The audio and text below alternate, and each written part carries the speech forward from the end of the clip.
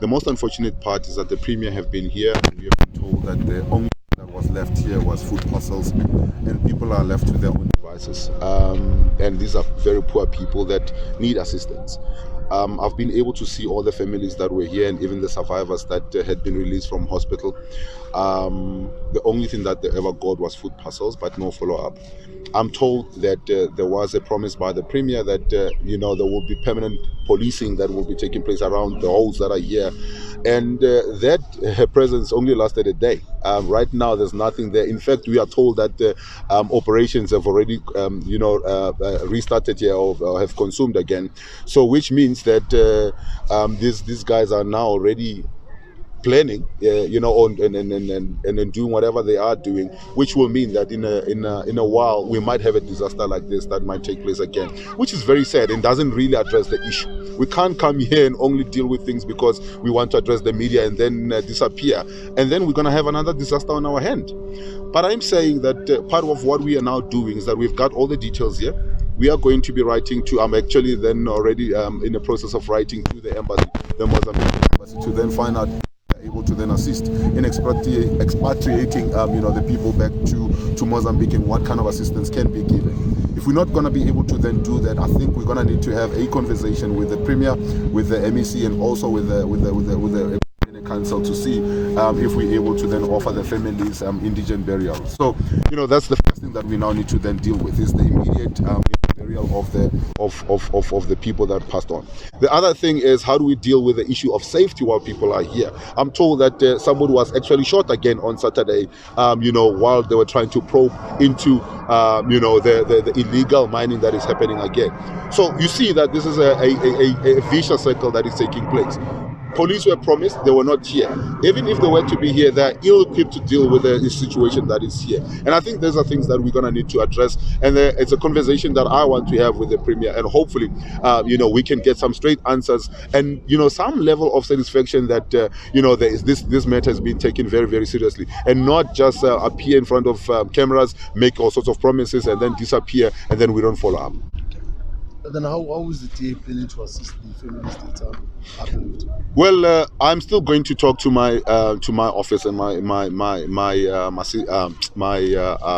colleagues here to see what, from a DA perspective, we will be able to then do. But I think, as I said, what I want to do immediately is write to the embassy of the Mozambican embassy to then say, look, 14 of these people that had died here are Mozambican nationals. Are we able to then get the embassy to then come in, so that if we're not able to then provide an indigent burial for them in South Africa, because I've heard from the families that their wish is that they get to be taken back home. What kind of assistance will the embassy be willing to then give? We will then be able to then communicate. I'm hoping that by later this afternoon or tomorrow, once we have an answer, what will then be the situation? Because I don't think that it can be that we're going to have people lying in mortuaries forever and ever without getting answers. We need to get answers. We need to get them assistance in putting their loved ones to rest. From the DA, what role do you think our government can play in terms of assisting the bereaved family, rather than maybe focusing on the Mozambican or Zimbabwean embassy? From our government side? Well, our government, has a responsibility to offer people indigent burials if they cannot afford to bury their loved ones. And I think this is something that we are going to also be looking at. So we'll also be engaging with the municipality, because it is the responsibility of the municipality to offer that indigent burial. So we will then say, as I said, engage first with the embassy, and if the embassy is willing to, take the responsibility, then we'll assist the families to get in touch with the embassy and then take it from there.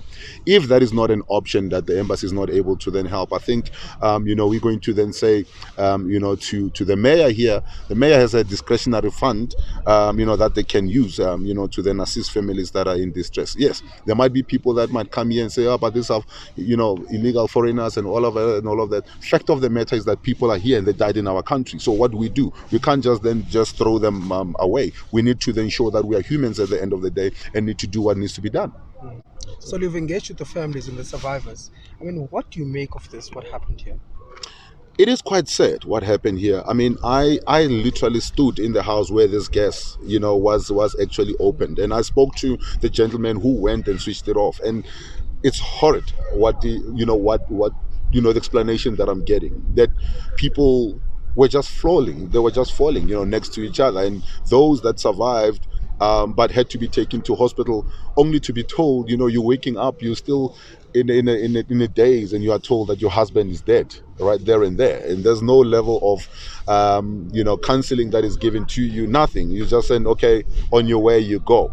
And we humans, after all, we need to then show a level of care. We need to show compassion. We need to show a level of understanding, and actually then be able to offer a hand. And I think for me, this is what has been I found missing, that those that came before us only care about a media bite. They only care about coming and making promises, yet at the same time absolutely nothing since last week up to now has happened. And I'm saying we need to help these families to find closure, to put their loved ones to rest. There's a need, I think, as well, to find counseling, because one of the ladies that I spoke to said to me, she felt that she died, and the next thing that she woke up and was told that the husband died right there in hospital, and it ended there for them. Nobody said anything. Nobody cared to then call them and say, are you okay? Can we give you any kind of assistance? I think that's, for me, is what is missing in this whole thing.